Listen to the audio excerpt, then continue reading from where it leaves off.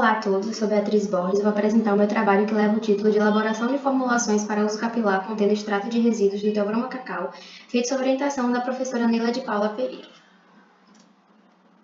A utilização de ativos naturais em produtos capilares tem se tornado uma tendência cada vez mais popular nos últimos anos. Sendo o cabelo um importante símbolo de beleza e autocuidado, é interessante para a indústria desenvolver produtos que façam parte disso, visto que a produção nacional de produtos de higiene pessoal, perfumaria e cosméticos movimenta em torno de 30 bilhões de dólares por ano, de acordo com dados divulgados pelo portal da Associação Brasileira da Indústria de Higiene Pessoal, Perfumaria e Cosméticos. Então, com uma ampla variedade de insumos naturais disponíveis na biodiversidade brasileira, é possível desenvolver produtos que atendam às necessidades individuais de cada cabelo, proporcionando uma experiência de cuidado personalizada. Então, o cabelo está sempre muito exposto a danos físicos e químicos, havendo então constante demanda por produtos que auxiliem no reparo, fortalecimento, hidratação e nutrição dos fios.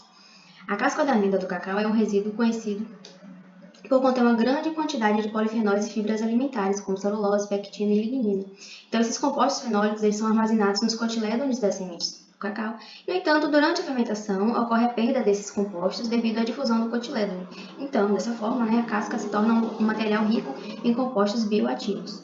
E o óleo de coco, que já é amplamente utilizado pela indústria de cosméticos em produtos de uso capilar, e a sua composição química ela é caracterizada pela presença de ácidos graxos saturados, onde os principais são ácido mirítico, o cáprico, o láurico e também a monolaurina. Também contém ácidos fenólicos e antioxidantes, além do óleo, derivados como leite, água e manteiga de coco são ingredientes promissores também para uso cosmético.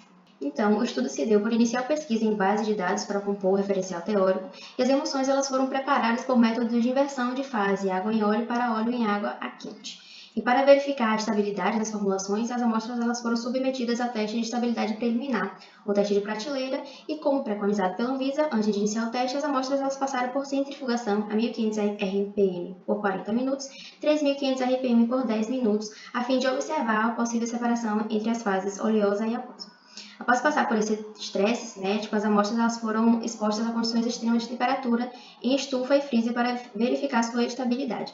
Após verificar que não houve mudança na fórmula ou separação de fases, seguiu-se com o teste de prateleira durante 90 dias, onde foi verificado cor, textura, odor, aparecimento de micro-organismos e ainda análise físico-química por determinação colorimétrica de pH. Durante os 90 dias foi realizado também o teste de desempenho cosmético por espalhamento in vitro e análise microscópica das fórmulas após o preparo e após o estresse cinético e térmico, e análise também microscópica das amostras capilares a que foram aplicadas essas fórmulas. Ao final dos testes, os resultados eles foram comparados com a literatura. Então, foram preparadas duas fórmulas seguindo a mesma metodologia e os mesmos ingredientes, exceto pelo óleo de coco, onde a primeira fórmula, que vamos chamar de Fórmula 1, foi adicionado o óleo de coco babaçu e a segunda, a Fórmula 2, foi adicionado o óleo de coco verde. Como resultado, obteve-se emulsões homogêneas, onde as amostras adicionadas de bioinsumos, sinalizadas em B, adquiriram cor amarelada e cheiro agradável e característico devido ao extrato das cascas das amêndoas do cacau. Após passar por centrifugação e exposição a temperaturas extremas, não foi observada separação de fase nas fórmulas, indicando ali certa estabilidade das emulsões. Para a análise de pH foi verificada certa estabilidade nos valores, ficando ali entre 4 e 5, atendendo ao que está descrito em literatura, que diz que a faixa de pH usual de produtos capilares condicionantes é de 3,8 a 5,5. A análise do espalhamento ela foi conduzida conforme a metodologia delineada por Noche, que preconiza que a espalhabilidade máxima ela deve ser crescente conforme o aumento do peso aplicado às amostras. Então, o teste ele foi feito após o preparo, no tempo zero, nos tempos também de 15, 30 e 90 dias, e para todos os resultados, a espalhabilidade máxima foi crescente para a Fórmula 1. O teste ele foi feito também após a submissão das amostras a estresse térmico e cinético, que manteve o padrão de espalhabilidade crescente. O mesmo é observado para a Fórmula 2, onde vemos nos gráficos que a espalhabilidade máxima manteve-se crescente para todos os tempos do teste, cumprindo então o padrão descrito na literatura. Na análise microscópica das duas fórmulas, foi possível observar essas gotículas dispersas na fase aquosa formada durante a emulsão.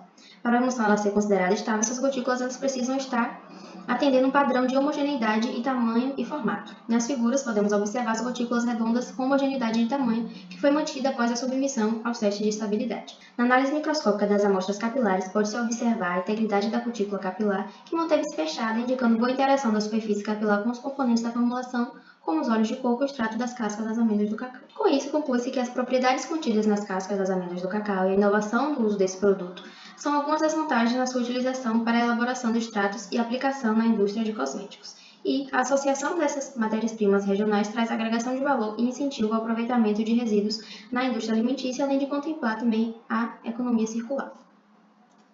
Obrigada.